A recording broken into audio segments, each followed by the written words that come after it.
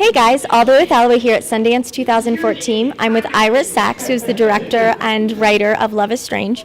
So your first time at Sundance was in 1979, you told me on the carpet.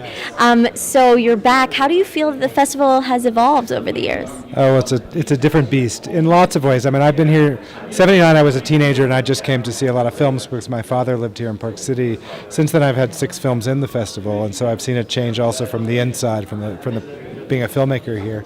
At its heart, it's still about supporting and encouraging the possibility of independent film in America. So I think it has that ongoing. I think the difference is the effect of the industry, and it's an industry market now. So you can call it a festival, you can also call it a convention, because I think it works in that way.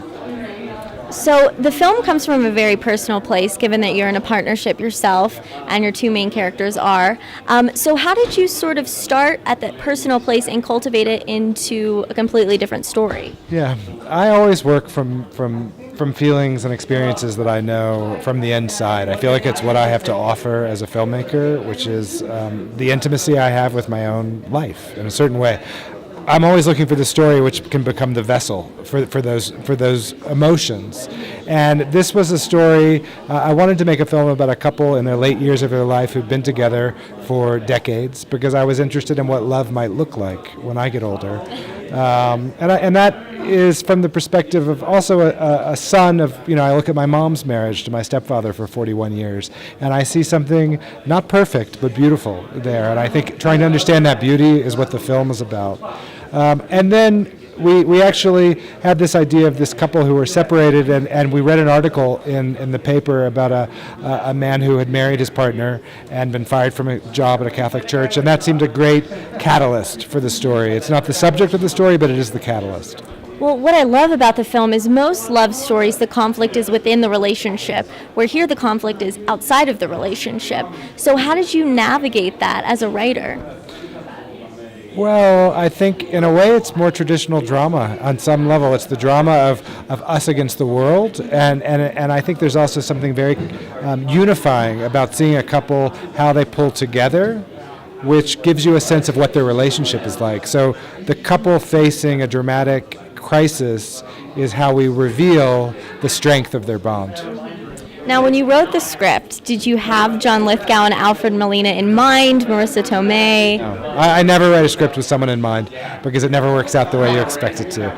It's always a series of cards, and your job as a director is to eventually end up with the right cast, and I feel so lucky with this film to have done so. What I do is once the film is written and I start to cast the film and we get very close to production, I rewrite the film based on the people who are going to be in it. So I take their character, their personality, their differences, and I make that a part of the film.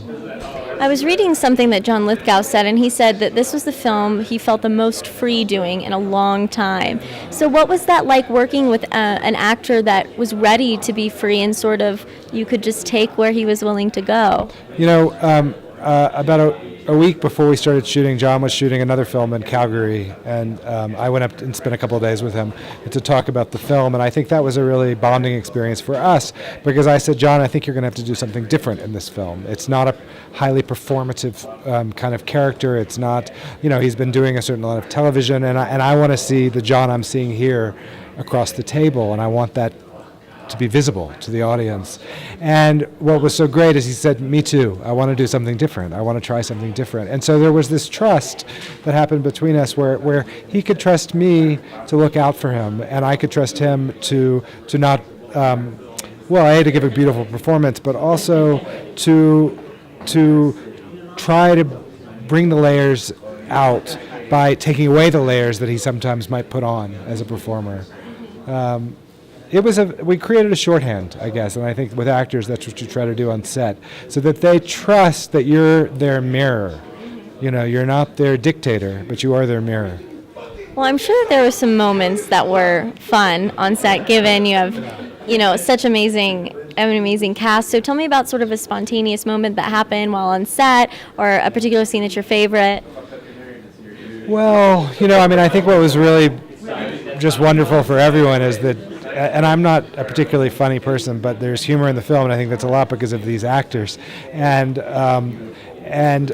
during shooting, John and Fred spent the entire day over in the corner, just chatting and chatting away and like making each other laugh. And at a certain point, we'd have to say, you guys keep it down, because there was this kind of warmth and camaraderie that they had with each other. They knew each other socially, but they never had a chance to work together. And I think that was infectious for all of us. So, and you know, now we're at Sundance, and that's what's going on at these interviews, and you know, they're breaking out into song and making each other laugh and making us laugh. And I think the fact that John and Marisa Tomei has this background in comedy is wonderful for a drama.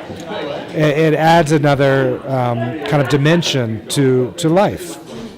Now, I'm curious what sort of advice that you have for filmmakers, especially given that you're, a teacher at Columbia and you've worked at the Sundance Directors Lab.